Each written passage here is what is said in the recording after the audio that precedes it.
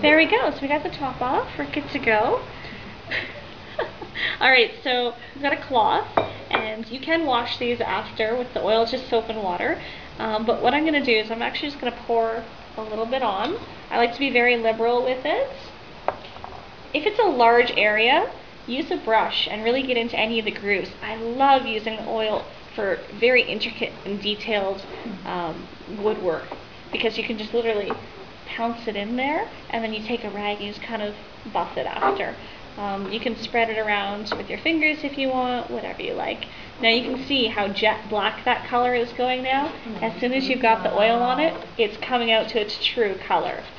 So, just going to kind of spread it around a little bit.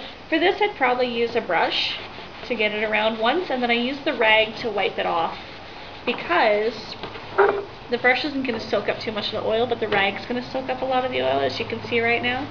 So if you're planning to use a polyurethane, you wouldn't do this oil, right? No, you wouldn't do it if you're using a poly. I like to put the hemp oil on first before I do my distressing. There's a couple reasons for that. When you're sanding and distressing, especially inside, if you're not wearing a mask, you're going to get some dust around.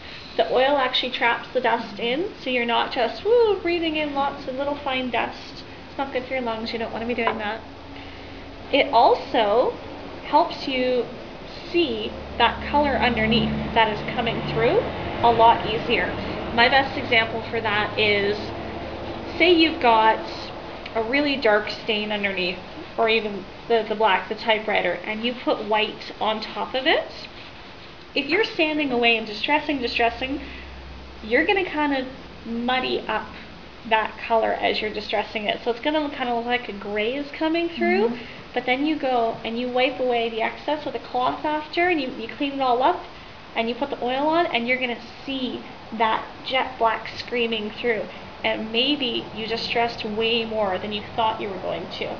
So by putting the oil on first, you're able to see that distressing happening right in front of your eyes, rather than just go, then you oil it, and then you see the distress.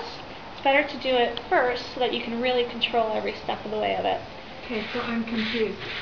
If you were putting polyurethane over that, You wouldn't be able to tell till you did it. Okay. So what I would do if I was doing a polyurethane, and I really wanted to be careful that I'm not going to over distress, I keep a damp cloth, just water damp cloth. I do a little bit of sanding, and then I wipe away, and I can see, oh, that's pretty, that's exactly what I want, I'm going to stop right there. Okay. Rather than sand, all that color kind of blends together. Taking a damp rag, wiping it off, it looks good, great, let it dry for a second. You obviously wouldn't want to put polyurethane on something wet, but you just let it sit for maybe not even a minute, and then you can go ahead and put your poly coating right on top. Are you going to do some distressing for us tonight? Sure, yeah. Let's see, I didn't get to put a second coat on this yet, but we have sandpaper? Yeah. So let me put a quick coat on this or something else, and then I can show you what I do for distressing. Excellent.